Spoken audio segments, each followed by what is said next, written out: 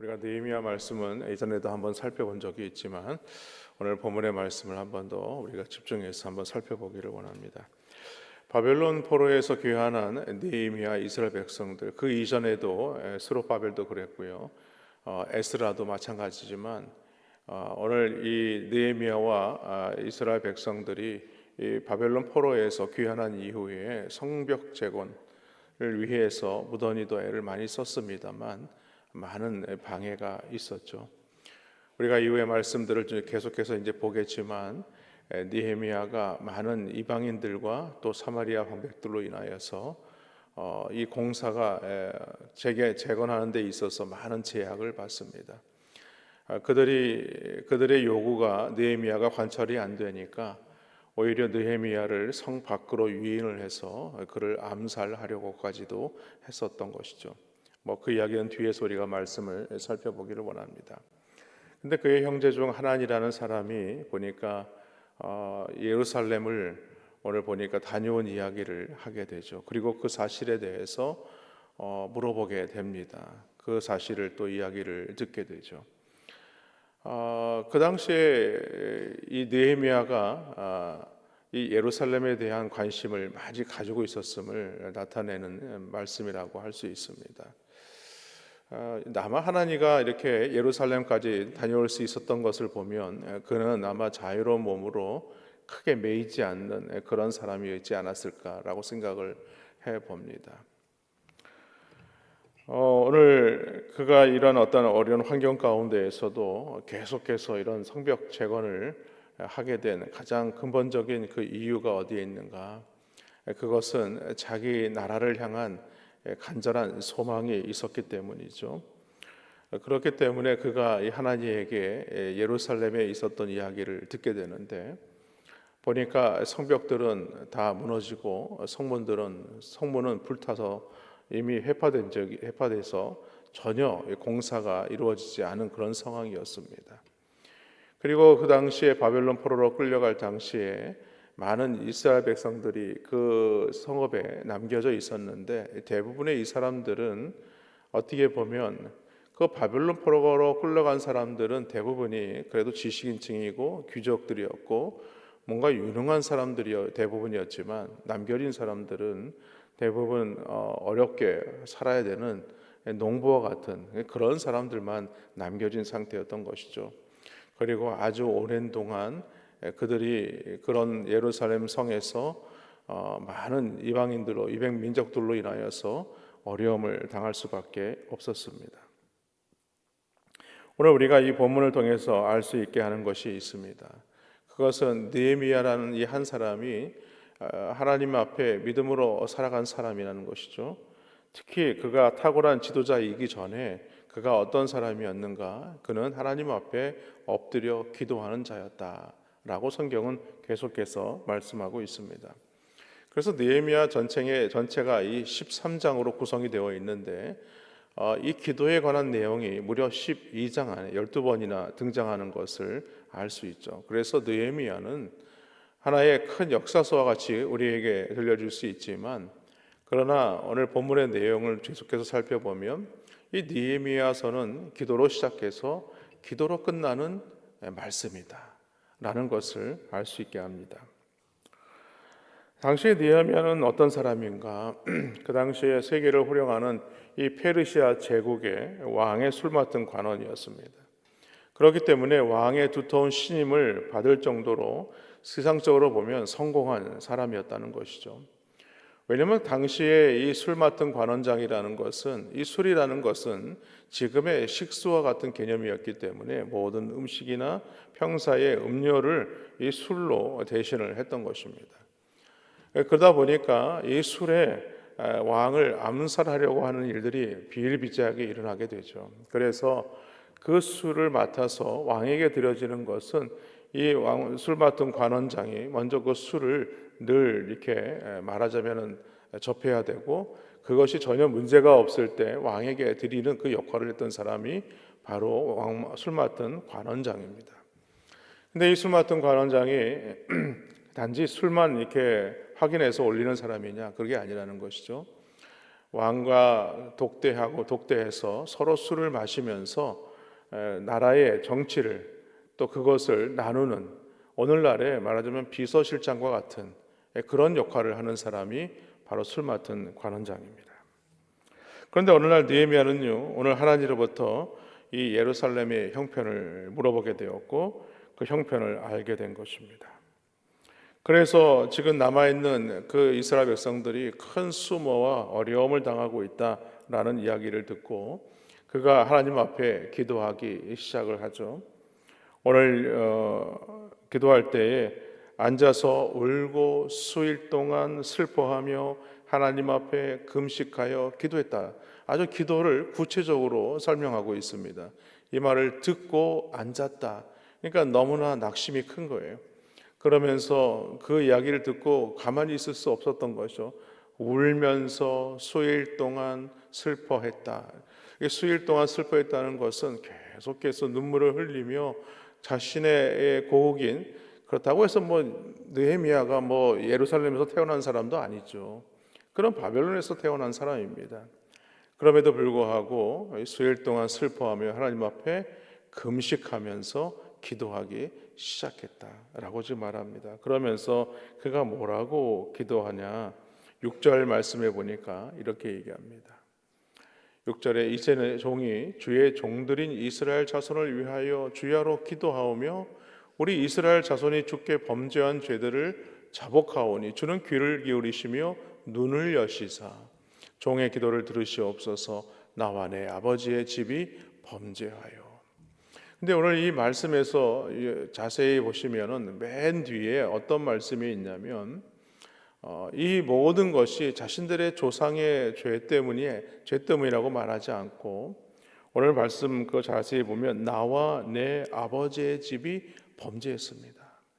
그러니까 오늘 이스라엘 백성들이 이 바벨론의 남유다가 멸망을 당해서 포로로 끌려가게 된 그 가장 근본적인 원인이 우리 조상들의 죄 때문이 아니다. 우리는 보통 누구 탓을 많이 하잖아요. 다 조상 탓이야. 이런 얘기를 많이 하는데 조상만의 탓이 아니라 나와 내 아버지의 집이 범죄했습니다. 그러니까 그 죄를 짓게 된 가장 근본적인 이유를 그 죄를 조상들에게만 돌리질 않고 자신에게도 지금 돌리고 있는 것이죠. 그런데 여러분 생각해 보십시오. 오늘 지금 오늘날 그로부터 무려 140여 년이 지난 현재까지도 이스라엘 민족이 고난을 당하고 있는 현실을 오늘 자신이 심각하게 받아들이고 있는 것입니다. 느헤미야는요, 자기 공동체의 범죄를 남의 잘못으로 여기지 않고 자기 잘못으로 지금 동일시하고 있는 것이죠. 성도라면, 그리스도인이라면 우리가 가져야 되는 그런 역사의식이 있습니다. 그리고 우리 믿음의 선배들이 그러지 않았습니까? 우리 대한민국이 가장 어려움을 당할 때, 일제시대에 있을 때에도 많은 믿는 하나님의 백성들이 그 상황에서 얼마나 하나님 앞에 기도하고 대한 독립의 어떤 꿈을 꾸고 뿐만 아니죠. 6.25 때도 많은 그리스도인들이 핍박도 많이 받기도 했죠. 오늘날 우리가 나라를 위해서 기도해야 할 이유가 바로 여기에 있는 것입니다.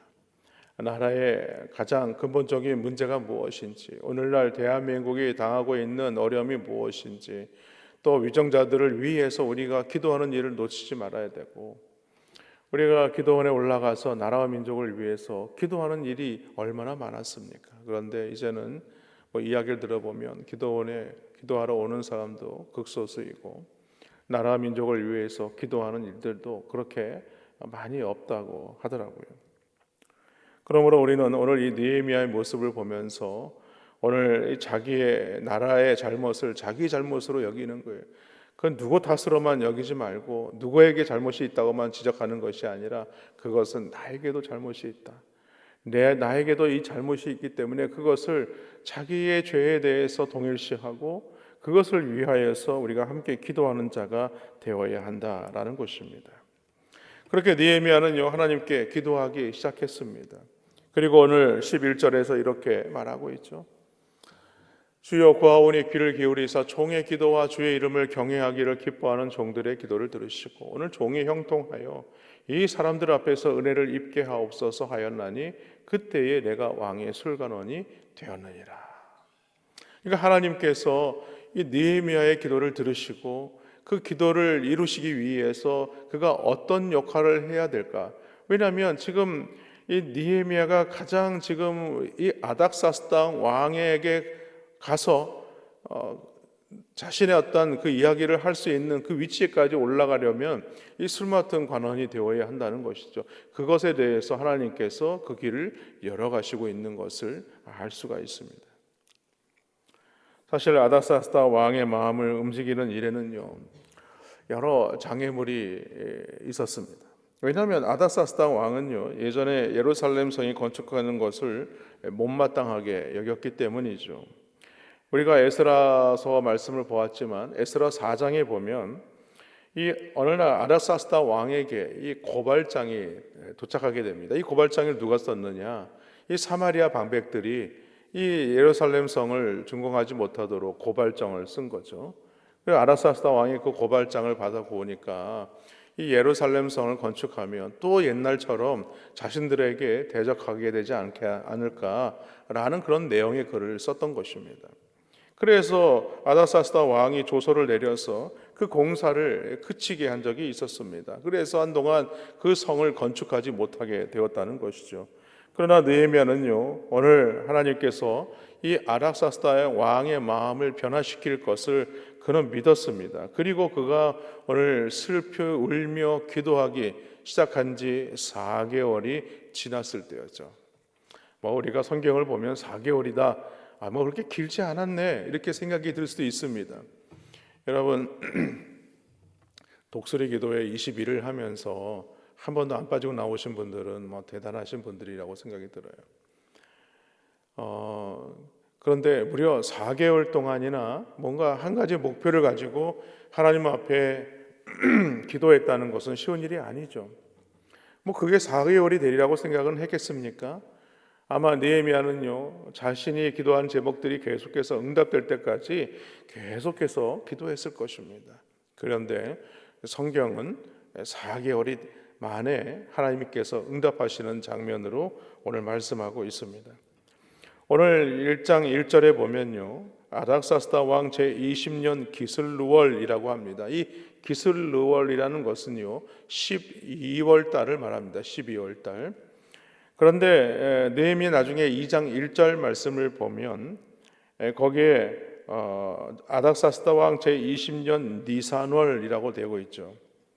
그 니산월이라는 것은 4월을 말합니다. 그러니까 오늘 1장에서 2장 넘어가는 한 장 차이네라고 생각하지만 이 한 장 안에 4개월이라는 시간이 지났다는 것을 알 수가 있습니다. 그러니까 느헤미야는 기도하는 무려 4개월 동안을 하나님 앞에 엎드려 기도했던 것이죠. 아닥사스다 왕이 그날따라 느헤미야의 얼굴을, 수심이 있는 얼굴을 보게 됩니다. 보통 왕은 이 신하의 얼굴을 잘 보지 않죠. 왜냐하면 신하들은 왕 앞에 고개를 이렇게 푹 숙이고 있지 않습니까? 그렇기 때문에 신하의 얼굴이 어떤 모습인지 잘 알 수는 없죠. 그러나 신하들이 왕 앞에서 해야 될 행동이 있습니다. 그것이 무엇이냐면 얼굴에 수심이 있거나 근심을 가지거나 어떤 화내는 얼굴을 짓고 있거나 이런 모습을 가지고 왕 앞에 설 수가 없어요. 왜냐하면 자칫 그 일로 인하여서 그 직책이 날아갈 수가 있기 때문에 그렇습니다. 그렇기 때문에 왕 앞에 나아갈 때는요, 왕의 허락이 있어야 됩니다. 왕의 허락도 없이 우리가 나중에 에스더 왕후를 보러 보지만은 그 이전에 왕후가 왕 앞에 허락도 없이 나갔다가 그냥 왕후에서 말하자면은 물러나지 않습니까? 그만큼 이 왕 앞에서 나아간다는 것은 두렵고 떨리는 모습이 있을 수밖에 없다는 것이죠. 나중에 우리가 말씀 보겠지만 내일 우리가 본문의 말씀인데 느헤미야 2장 2절 말씀에 보면 이런 말씀이 있습니다. 너가 병이 없는데 어찌하여 얼굴에 수심이 있느냐. 네, 감사합니다. 이는 필연 내 마음에 무엇이 있다고요? 근심이. 이 근심이 있다. 이 얘기를 딱 들었을 때에 느헤미야는 두려워할 수밖에 없는 거예요. 그래서 그때 내가 크게 두려워했다. 왜? 내가 하나님께서 응답해 주신 줄 믿고 내가 지금 왕 앞에 나왔는데 이 근심 있는 얼굴을 왕 앞에 보여줬으니 내가 직책이 날아가지는 않을까, 그런 근심을 하게 되죠. 그때에 이 느헤미야가 기회를 놓치지 않고, 그 다음 절까지도 한번 올려줄 수 있을까요? 느헤미야 2장 3절 말씀이요. 거기에 보면 이렇게 얘기를 합니다. 왕께 대답하되 왕은 만세수를 하옵소서.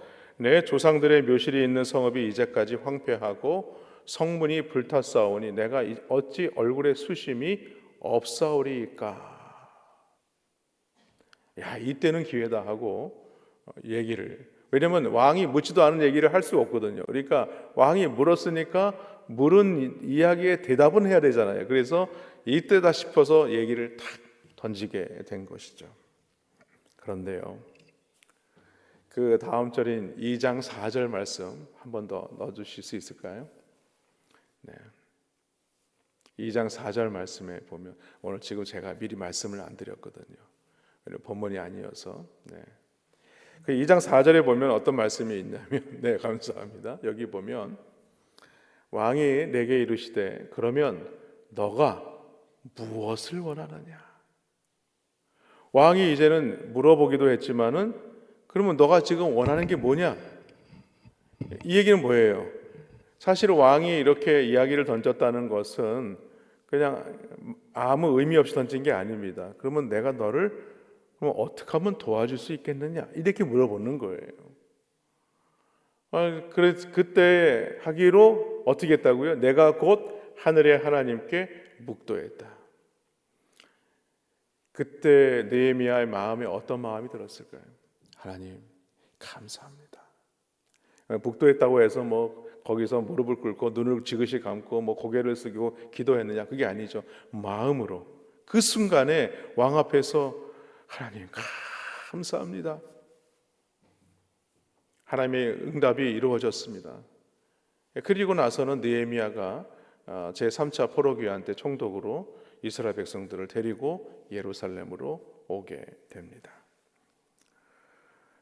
우리 이 이외의 말씀은 우리가 내일 본문에서 우리가 말씀을 함께 또 살펴보겠지만, 오늘 이 본문에서 우리가 알 수 있게 하는 것이 있습니다. 그것은 무엇인가? 그런 하나님의 나라에 대한 자원하는 심령을 가진 자라는 거예요. 그렇기 때문에 하나님 앞에 엎드려 기도한 자다라는 것입니다. 오늘날 우리가 대한민국을 위해서 무엇을 할 수 있을까라는 생각이 들 수 있습니다. 그러나 우리에게 가장 중요한 모범답안과 같은 것이 바로 오늘 느헤미야 1장에 나와 있는 말씀이죠. 하나님 앞에 엎드려 기도하는 것입니다. 나라와 민족을 위해서, 위종자들을 위해서. 오늘 우리 가운데 당한 많은 일들을 보면서 하나님 앞에 기도하는 것이 우리가 가장 먼저 우선되어야 할 일이다 라는 것을 오늘 우리에게 말씀하고 있는 것입니다. 바라기는 오늘 느헤미야처럼 우리 더자람교회 모든 성도님들도요, 하나님 나라를 위하여서 자원하는 심령으로 기도하기를 힘쓰시는 우리 성도님들 되시기를 주님의 이름으로 간절히 축원합니다.